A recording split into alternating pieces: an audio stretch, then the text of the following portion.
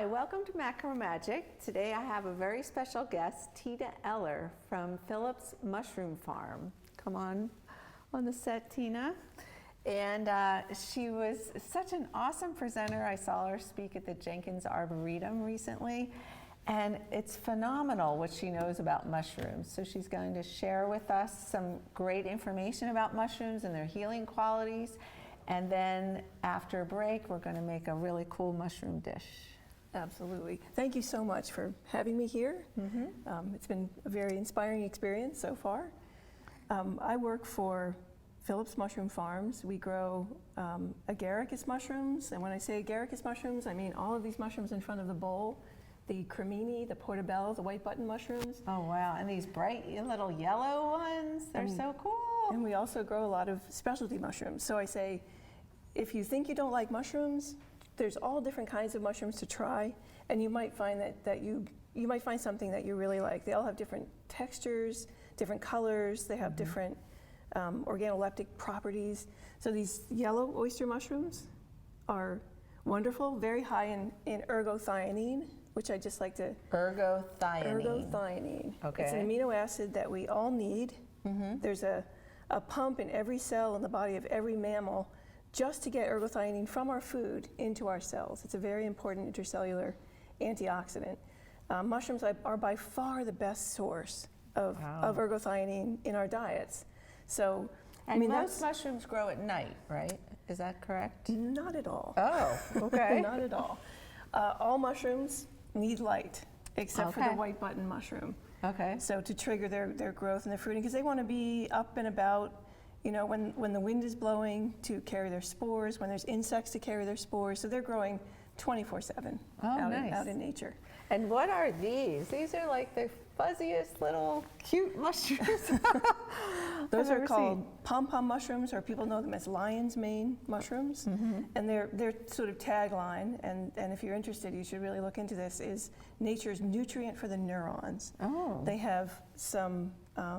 I've heard they're good for Alzheimer's. They are. There's an article out in this month's Journal of Alzheimer's Disease that talks about mushrooms and mild cognitive decline.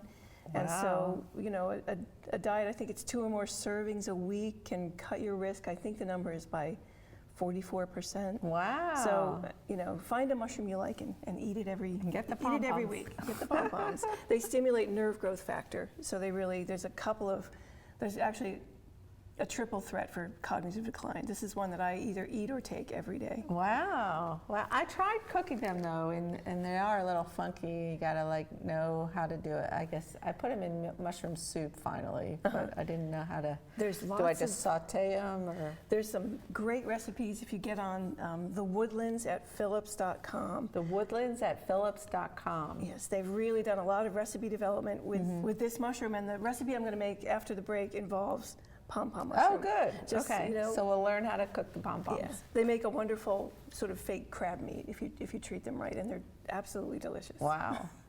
And these are maitake, I guess, maitake mushrooms, best known for their breast tumor inhibiting qualities. And I also heard prostate too. Prostate as well. Yeah. Anti-cancer, antiviral. Right, and that one really increases the effectiveness of conventional cancer treatments.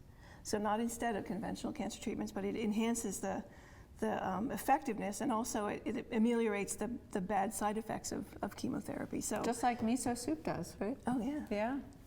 And then these golden ones? This is a wonderful, slippery little mushroom here that is called Pholiota nemica or honey mushroom, because it kind of looks like honey.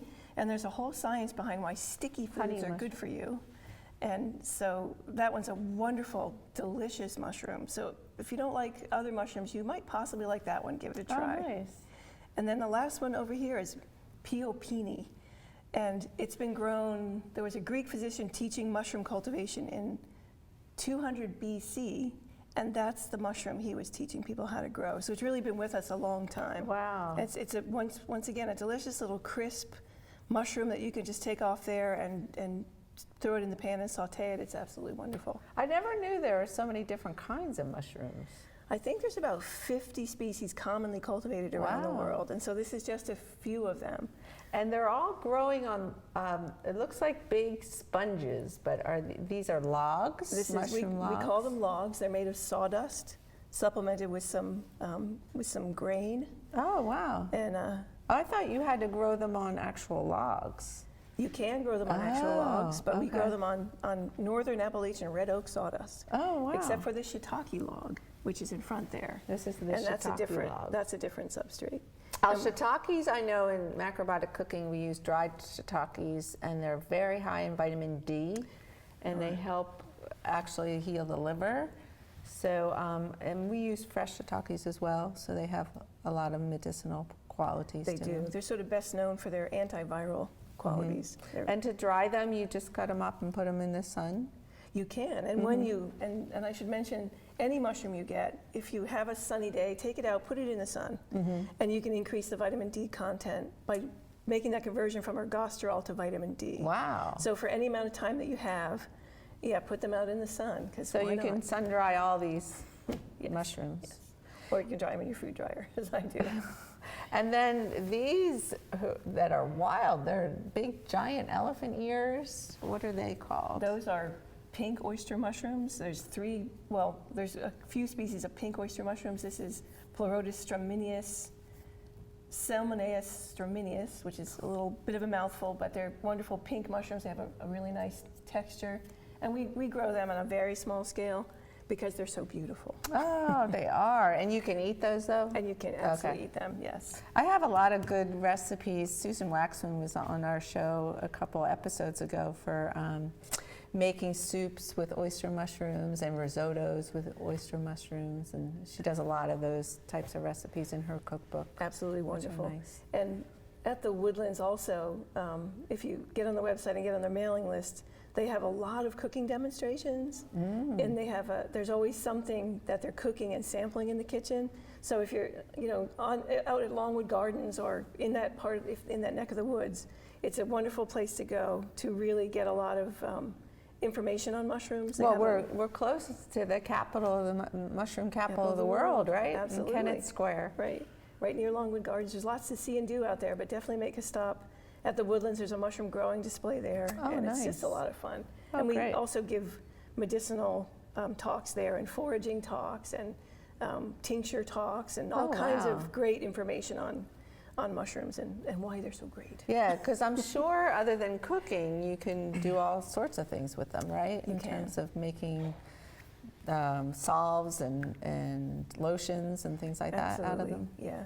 I always prefer food. But if you really don't like mushrooms or can't digest them or whatever, you can take mushroom supplements. And there are no contraindications, any more contraindications to taking mushroom supplements than there are to eating mushrooms. So, And you sent us some pictures that are on the screen. Did you want to talk about what you sent over? yes. Of course, Kennett Square, the mushroom capital of the world, is what we're known for. There's lots of interesting little shops up and down the main street, and the Kennett Square Mushroom Festival, the National Mushroom Festival, happens there the weekend after Labor Day every year. Nice. The It's Mushroom a great Festival. time, great to come out to. This is a display of our organic. We are an organic mushroom farm, and this is a display of our organic products that we offer in grocery stores. And I want to say, while this is up, that if your grocery store doesn't have the mushrooms that you want to try, talk to your produce manager. Oh, okay. I think that people don't know about them, but once you know about them, they're available. Any grocery store in the area can get them. So nag your produce manager. That's awesome.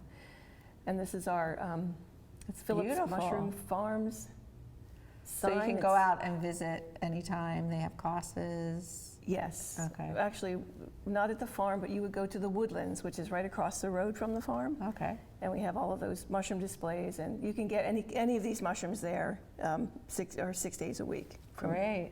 10 to 4:30. And there's your logo, Phillips Mushrooms, Yes, and and all there's the different just kinds a- of mushrooms. Yeah, and there's some up It's there just that we don't amazing how have. many different kinds there are. Yeah. And the rest of the world eats more mushrooms than we do. Oh, So I'm really? a one-woman goal is to just get everyone to eat some mushrooms every week, because Okay. Americans have the lowest blood ergothioneine level So it's important for us in important. America to try all these different kinds of mushrooms. Yes. Well, we're going to come back from break, and Tina's going to show us a really fun dish that she made out of the pom-pom mushrooms.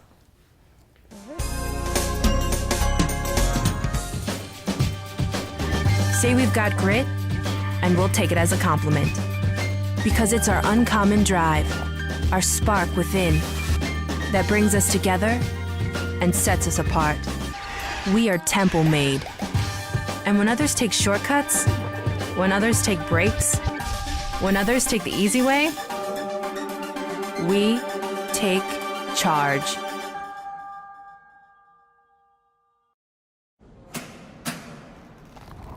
I work 13 hours a day, 6 days a week. So when I'm off the clock, I gotta get stuff done. So when I need a snack, I need something healthy, tasty, and easy to eat. Like wonderful pistachios without the shells. They're protein-powered, delicious, and great on the go. And that's perfect for me. Thanks, Liz. A woman without a lot of time. Whether you're a gourmet cook or just want to eat like one, visit Rostelli Market Fresh, your home for the freshest, locally sourced ingredients to please everyone who loves great food. Our organic meats, quality seafood, and free-range poultry are cut fresh to order. Chefs create culinary-inspired prep foods made fresh every day, which pair nicely with our vast selection of fine wines and spirits. Choose from handmade pastas, artisan cheeses, organic produce, and grocery items, all from the finest purveyors. Rostelli Market Fresh, from our family to yours. RVN TV is a platform for people of any industry to share their story. Over 285,000 viewers are tuning in to RVN TV shows monthly. We guarantee a great experience that you'll be sharing with everyone you know while increasing your personal and company's brand awareness. But what is your brand? According to Forbes, it's a combination of your logo, your product, your design and feel, and your personality. Did you know that aside from being a guest, we offer even more opportunity to boost your brand? Adding your company logo and website on screen during your interview will allow viewers to recognize your brand instantly. Incorporating images and video clips is another great way to showcase your product during your live segment. Let viewers see how good you really are. And most importantly, there's you and your interview. For less than the cost of a newspaper, direct mail, or a magazine ad, you can leave our studio and within 48 hours have a permanent digital copy of your live segment to link to your social media, embed into your company website, or use in email marketing. Investing in your brand is so very important, and we can't wait to have you as a guest.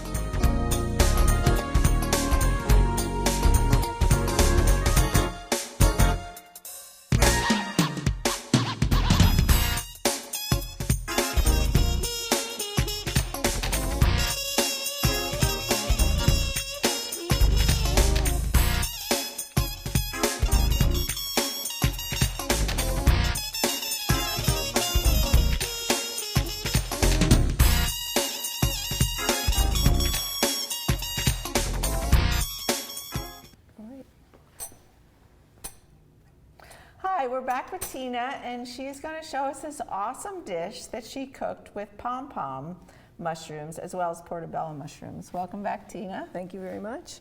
So this recipe was developed at the Woodlands during one of their chef cooking demonstrations, and it's a delicious recipe. You must try it. It's wonderful. It calls for about a pound of pom-pom mushrooms or lion's mane. And this is about what a pound looks like. Mm-hmm. It calls for portobello caps. It calls for 8, but these are large, so 6 is about the right amount. And these are huge portobellos. Oh, I hope you can find them in the grocery store. Pretty big. And you took out the center I took out the stem, trimmed the stem nice and low so you have more room for the pom-pom mushrooms. The filling is essentially pom-pom sauteed in olive oil, and I happen to have some garlic-infused olive oil. Nice. And some truffle-infused olive oil, which just gives it a really nice flavor. You can chop those up, saute them, season them with some Old Bay if you like that, and that makes them even more crab meat-like, and a little bit of salt. And then you'll put them in a bowl and mix them with 1 tablespoon of lemon juice. Oh, okay.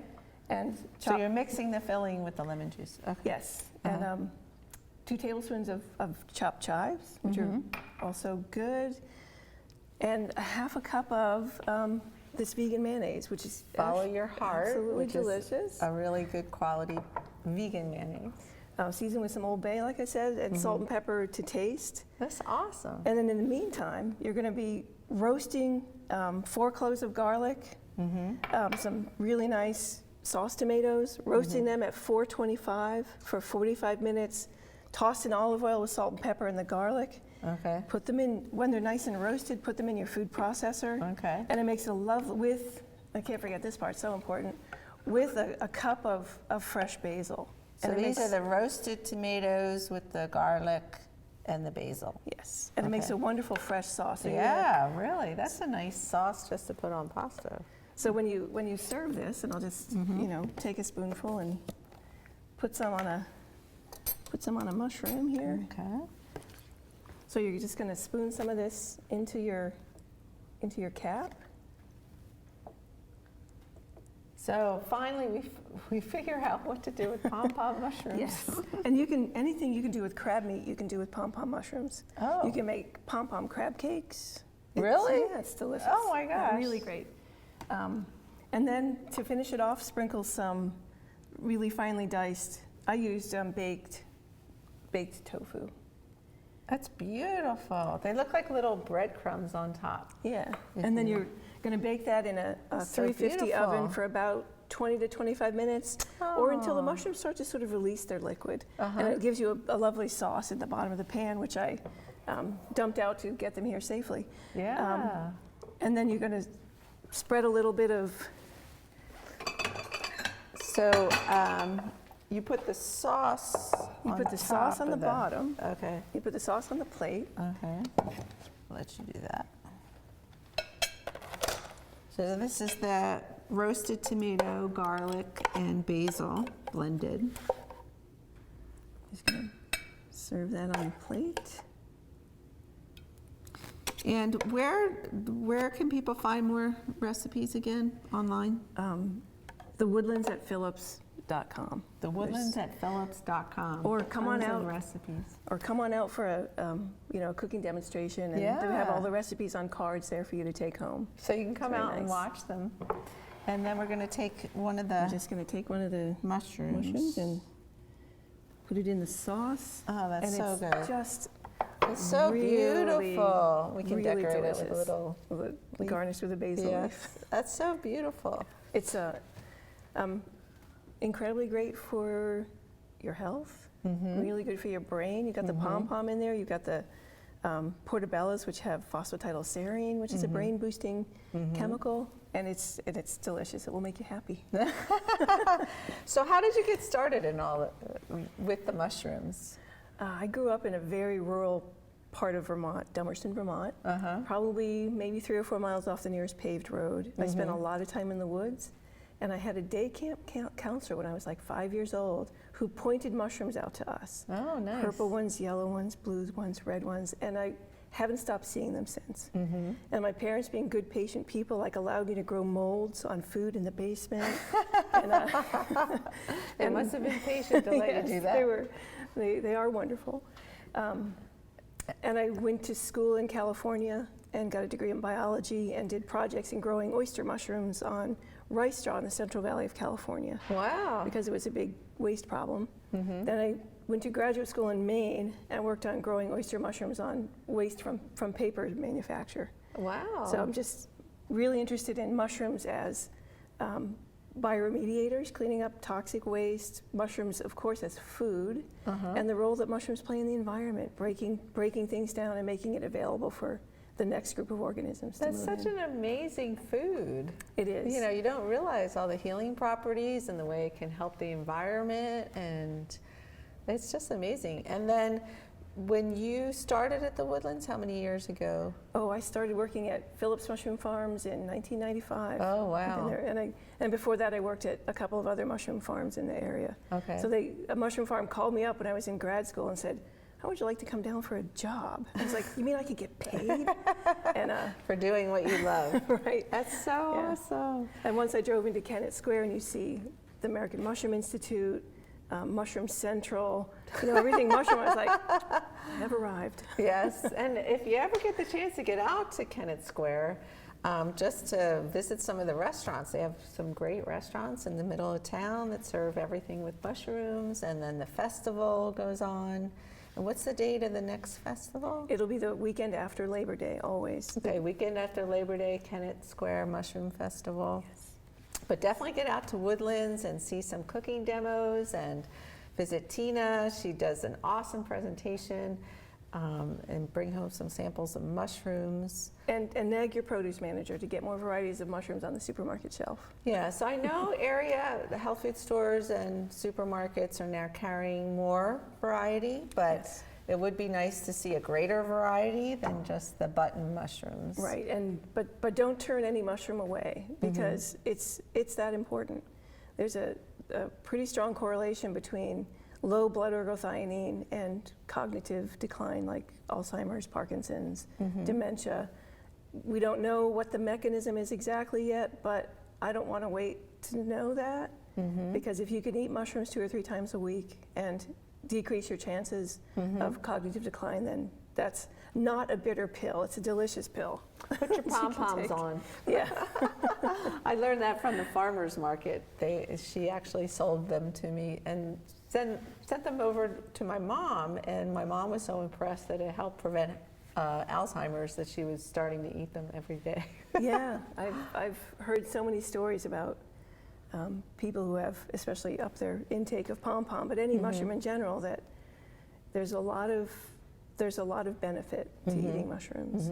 Yeah, like I said, we always put a lot of shiitake in our miso soup because we know that that's really high in vitamin D and very healing. Well, thank you, Tina, for coming on. Do you want to just give us your contact information on how to reach you, if you're available for presentations or workshops and things? You can reach me at Ellor, Tellor at phillipsmushroomfarms.com. Awesome. And I do a lot of speaking to garden clubs and retirement villages, and actually anyone who will sit still for it. And if you ever get the chance to go see her, she has a huge array of mushrooms that she always shares with the audience, so you can take some home and create your own recipes with them. Stews and sauces and mushroom soups, and there's just an endless way to prepare mushrooms. Yes. Do you want to leave us with any other tips in terms of doing some quick recipes with mushrooms? The one tip that I always mention is that when you get your mushrooms at the grocery store and they're in that little plastic overwrap, get them out of the plastic. Put them in a paper bag or a wax bag. Yeah, a and put them back paper in the bag is what refrigerator, they usually give you at the farmer's market. which is perfect because Okay. they'll keep a lot better and longer in your refrigerator. They'll keep getting a little bit drier, but as long as they're not slimy and stinky, they are good to eat. Get them out of the plastic right away. And what if they turn slimy and slinky? Should Then- you eat them? No, you should compost them. Okay. Or- Another really important point, don't go foraging for your own mushrooms Right. unless you're really, really trained, because it is a risk of your health. There are some dangerous poisonous mushrooms out there. You don't want to go picking them yourself. You want to rely on grocery stores. And Right, and there are some wonderful clubs, and I'll mention one here in New Jersey. The New Jersey Mycological Association is a tremendously talented group of mycologists who go out into the woods and teach people how to forage. So if you want to learn how to forage, go on the North American Mycological Association website and find a club near you and go out with them, because those people really know what they're doing. awesome. Well, thank you so much for being with us, Tina. It's been wonderful. I can't wait to try a mushroom. And now I know what to do with my pom-poms. Well, thank you so much for having me. Thank you. And we'll see you next time on Macro Magic.